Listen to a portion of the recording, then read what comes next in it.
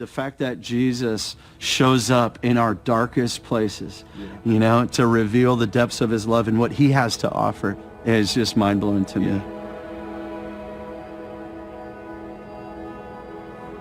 So I think for our stories, right, like we grew up in church. Both of us, Our parents took us to church all the time. They were prayer warriors. I specifically grew up as a missionary kid.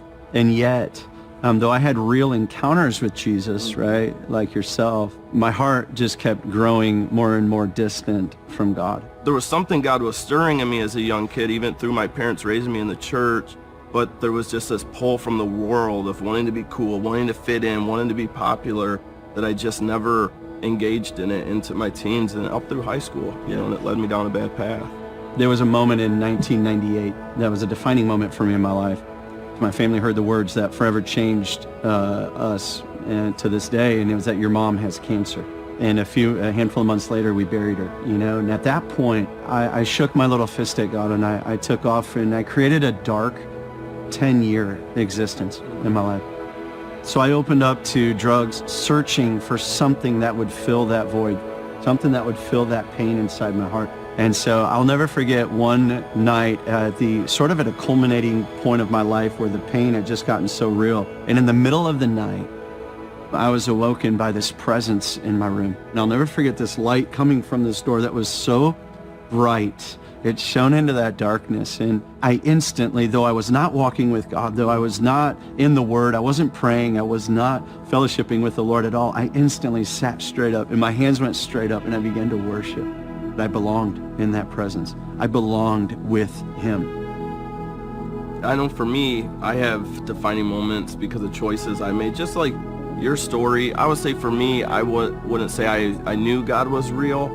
I was searching for him. I wanted him to be real, but I wasn't sure. Ended up getting 2 DUIs before I was 21. Ended up getting kicked out of the military, out of the Air Force after 3 years because I couldn't stop smoking pot, and I turned to opiates, Oxycontin and heroin, and it got really bad from there. Till one night my mom and sister had just been really praying for me and I found myself in a basement, kind of just like your story. It's crazy how sin takes us to the same dark places. There's only one place sin takes us, and it's death, and that's where I was one night, strung out on a lot of drugs, not sure if I was going to live anymore. And I just remember praying that night and my heart beating so fast and just saying, God, if you will let me wake up tomorrow, I will go to this program called Teen Challenge that my mom had just said to me the day before, like, please go to this program called Teen Challenge, please go. And it was the next morning that I woke up, I packed all my stuff, I hurried and left, didn't tell anybody. Get there and I'm withdrawing really bad off of heroin. First day withdrawal, sick. It's crazy, in our darkest moments when we've been the worst of the worst, all of a sudden God's grace shows up when we've so undeserved it. And in that moment, this guy asked if he could pray for me. And I was like, I don't need prayer. I don't need the religious stuff right now. Like, I'm withdrawing from drugs, so I probably need some more drugs or something to get me off that help me from these withdrawals. And he said, I'm going to pray for you anyways. And he prayed, and I was instantly healed. I know you came in a month after that in the Teen Challenge, and so, but that was just a really cool moment in time that was defining, that forever changed the course of my life, where God showed up and met me when I least deserved it.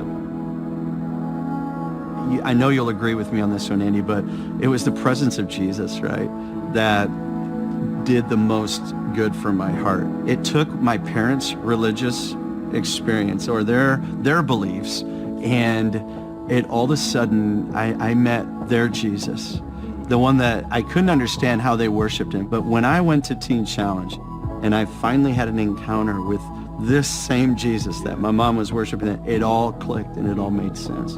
We don't clean ourselves up. Right. He does. And so you can go share the message with anybody. You can come to an altar and worship. You can be used by God, but not buy into that lie that you're not good enough, so you can't go and follow Jesus right now. Jesus is in the business of inviting sinners to follow him in their current state, right? Just the way they are. It's the story of, hey, you don't have to get it all cleaned up first and then come after me.